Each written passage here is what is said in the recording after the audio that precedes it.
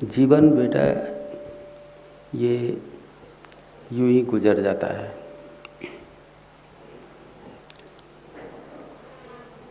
कुछ पता नहीं लगता, जीवन हवा की तरह उड़ता है। बचपन, जवानी, बुढ़ापा, बस अभी की सी बात लगती है कि अभी बचपन आया, पढ़ लिख गए, अभी शादी हुई है, अभी बच्चे हो गए और अभी बुढ़ापा आ गया। ये यात्रा इतनी लंबी नहीं लगती। 80 और 100 वर्ष की यात्रा 80 और 100 वर्ष के जैसे नहीं लगती लंबी। जब भी तुम सोचोगे तो लगेगा कि बचपन तो अभी था, अभी पढ़े, अभी तो विवाह हुआ है, अभी बच्चे, और जिंदगी की तो सांझ हो गई। अभी सवेरा निकला था, सांझ होते होते भी समय लगता है, लेकिन जिंदगी की सांझ को होते तो ऐसा लग रहा है कि अभी उदय हुआ और अभी अस्त हो गया।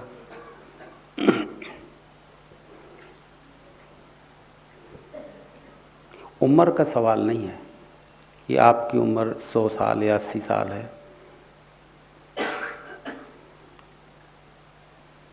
बहुत से जानवरों की उम्र 10 साल होती है, बहुत से 15 साल होती है, बहुत से 20 साल, बहुत से 30 साल की होती है, बहुत से 200 और 500 साल के भी होते हैं। उनको भी ऐसे ही लगता है, 500 साल वाले को भी यही लगेगा कि अभी पैदा हुए। तुम्हारी उम्र यदि 1000 साल कर दी जाए तो भी तुम्हें ऐसा ही लगेगा कि पैदा अभी हुए और अभी। जिसकी वासनाएं तृप्त नहीं हुई, जिसकी कामना है अभी बकाया है, उसे ऐसा ही लगेगा कि अभी पैदा हुए और अभी चले, अभी पैदा हुए अभी चले।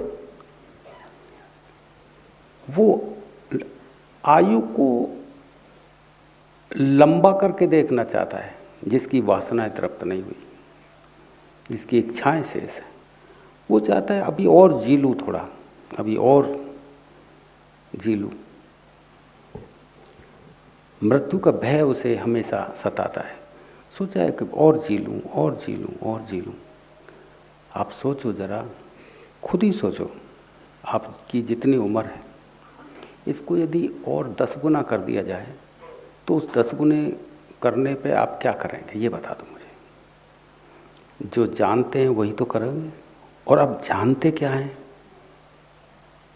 आपको पता है अच्छी तरह। वही व्यर्थ में जीना जानते हैं, वही कामनाओं में जीना जानते हैं, वही वासनाओं में जीना जानते हैं। और कोई ऐसी शिक्षा ली नहीं अलग से कि उसे करने के लिए आप जिंदगी को जीना चाहते हो। आप कितना ही 1000 साल के भी हो जाएं तो इसी को ही बार बार करेंगे जो आप। वही वासना, वही स्त्रियों के पीछे भाग दौड़, वही पैसे के पीछे भाग दौड़, वही अनंत अनंत कामनाओं के पीछे भाग दौड़, यही होता रहे। फिर जब यही होना है तो फिर उम्र को बढ़ाएं ना बढ़ाएं, इससे क्या फर्क पड़ने वाला है। लेकिन जिसकी वासनाएं तृप्त नहीं हुई उसका प्रतिक्षण आगे की सोच में रहता है कि आगे और कैसे जीवित रहें, आगे और कैसे जीवित रहें। और खटखटाहट में जीवन निकलता है। 24 घंटे दुख है, दुख की उसे कोई फिक्र नहीं। दुख आता है, आता रहे, दुख आता है, दुख झेल लेंगे, लेकिन कामनाएं पूरी होनी चाहिए। पीड़ा आती है, आती रहे, कोई परवाह नहीं, वासनाओं को टेस्ट लेते रहेंगे। वासनाओं का इतना रंग चढ़ा होता है आदमी के ऊपर कि दुख की परवाहें भी समाप्त हो जाती हैं। कितनी बड़ी से बड़ी पीड़ा आ जा, कितनी बड़ी से बड़ी पीड़ा आ जा, आपको मालूम है कैसी कैसी पीड़ाओं से आप निकलते हैं, लेकिन फिर भी रस समाप्त नहीं होता। कामनाओं का, वासनाओं का वही रस, उसी में बार बार गोते लगाना, उसी में बार बार गोते लगाना। ये जिंदगी है तो फिर जिए चले जाओ। ये जिंदगी यदि स्वीकार है कि हमें यही स्वीकार है, तो फिर प्रार्थना करो भगवान से कि हम कभी मरे ही नहीं, अमरता का जीवन मिले। फिर मांगे लोगों ने अमर होने के जीवन मांगे। प्रहलाद के पिता हिरण्यकश्यप ने अमर होने का ही जीवन मांगा। बहुत बहुत ऐसे हुए हैं, लेकिन जिन्होंने अमर होने के लिए तपस्याएं की वो राक्षस ही थे। राक्षस यानी जिसकी कामनाएं, जिनकी कामनाओं में रस है, जिनका कामनाओं में रस है, वासनाओं में रस है, वो राक्षस। केवल रस है उसमें, उसी में रस है, किसी और कोई रस को जिसने चखा ही नहीं। और रस भी हो सकता है कभी कल्पना भी नहीं की। जिसका एक ही रस है, वासना और कामना, उन्होंने तुम देखो तपस्याएं की हैं और मांगा भगवान से कि ऐसा भगवान वरदान दो कि हम कभी मरे ही नहीं। और फिर देखो इतनी तपस्या हजारों वर्ष की करने के बाद भी आदमी की तिकड़मबाजी खत्म नहीं होती। ये देखने की बात कि ब्रह्मा जी की उपासना कर रहा है, तपस्या कर रहा है हिरण्यकश्यप, और ब्रह्मा जी जब उपस्थित हुए, कहानी बताती है कि उसने कहा कि मुझे तो ऐसा वरदान दे दो कि मैं कभी मरूं नहीं। तो ब्रह्मा जी बोले कि ऐसा नहीं हो सकता, ये वरदान तो मैं नहीं दे सकता।